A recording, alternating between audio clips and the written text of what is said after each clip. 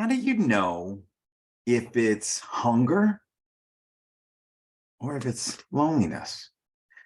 Hey, welcome to another edition of Living the B3 Way. I want to share with you some of the things that I work with my clients on when it comes to loneliness or just any feelings.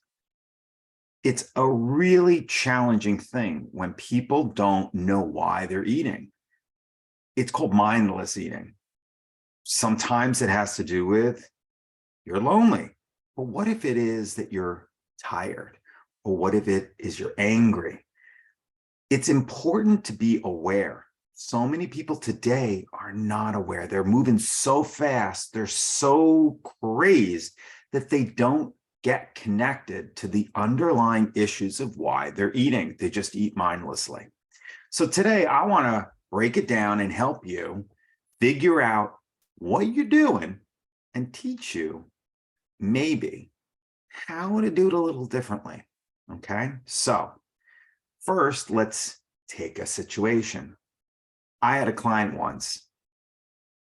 He would drive home from Brooklyn to his house on Long Island. He worked in the meat industry, wholesale meat, and he would buy 2 Brooklyn pizzas. And on the way home, he'd eat a whole pizza. And when he got home, he'd share the other half of the pizza with his wife, and he had another 4 slices. So part of this was, okay, you only need 1 pizza to bring home, but he brought a second pizza. Why? Digging down and trying to understand why he was eating that extra pizza was because he didn't want to deal with the emotions that he was feeling while he was driving home. And those emotions, it really came down to that he was frustrated with work and he was overwhelmed and he was angry. There were some underlying issues we're not going to get into. But until we dug down deep to understand, it wasn't a matter of saying you have to go on a diet and you can't eat the pizza. The issue was, what's motivating you to eat? I like to use the acronym HALT, H-A-L-T. Why? Because H stands for ask yourself, are you hungry? This tool works really well with my clients. Well, if you aren't hungry, are you angry or are you feeling another emotion? Are you lonely? Or is it a relationship issue where it's the need to love or be loved that's challenging you? Or are you tired because you're not getting enough sleep, or you're not getting quality sleep, or the quality of the food that you're eating is creating brain fog, or a combination of all of that? Well, the biggest issue for most people is that they're not even aware. They're just eating mindlessly, and they don't understand why they're not losing weight, or sometimes they forget or say, you know what, I'm in denial. I'm not getting on the scale. And a lot of times that weight that they gain every month, month after month, because they're not checking in. And then by the time they come to me and they check in, it's 30, 50, 80, 100 pounds that they've gained. And now it's completely overwhelming. So part of what I want you to do is to stop, halt, and ask yourself, are you hungry? Eat. We'll talk about what to eat, but eat. But if you're not hungry, ask yourself, can you make a deposit, a health deposit in your physical, mental, emotional, spiritual bank accounts rather than eat because you're not hungry? And if you're tired, hey, take a nap. Do an NSDR, relaxation technique. Or if you're lonely, pick up the phone and call somebody you love. Write a letter to somebody that you haven't connected with in a long time. Just write a gratitude practice for a person and share it. Send a present to somebody that you truly love and do it without any strings attached.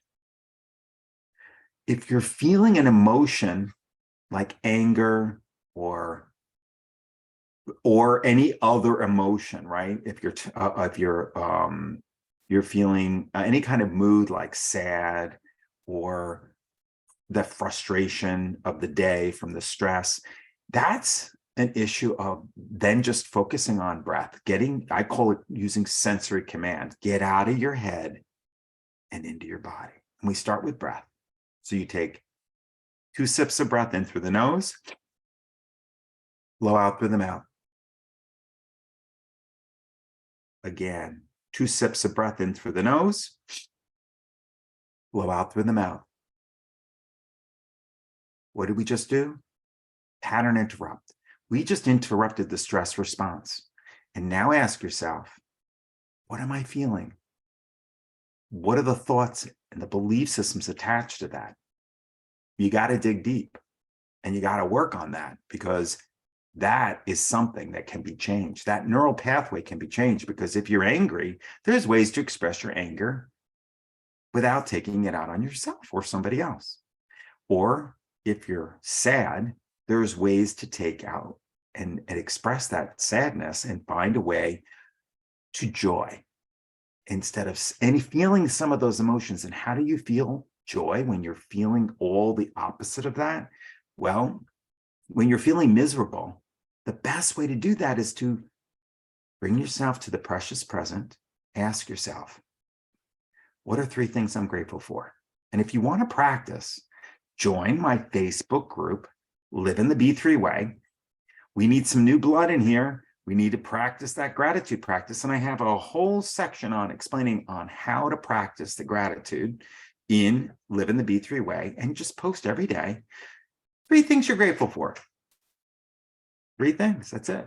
Don't repeat, because you should be able to find 3 things you're grateful for. And I've been doing it for years now in the group, just to keep you motivated and to inspire you. You can use somebody else's to motivate you or inspire you, but you can't repeat. Practice gratitude to get you into the precious present instead of fear of the future or regret of the past. Live in the precious present. Wow, that's another edition of Living the B3 Way. Are you hungry or are you lonely? Let's use HALT this week and let me know how it works for you, okay? And remember, if any of you are interested, I now just launched a free training called Escaping the Diet Trap. And it's down in the comments if you'd like a link to get started with it. Okay, guys, go make it a great week. I'll talk to you next week.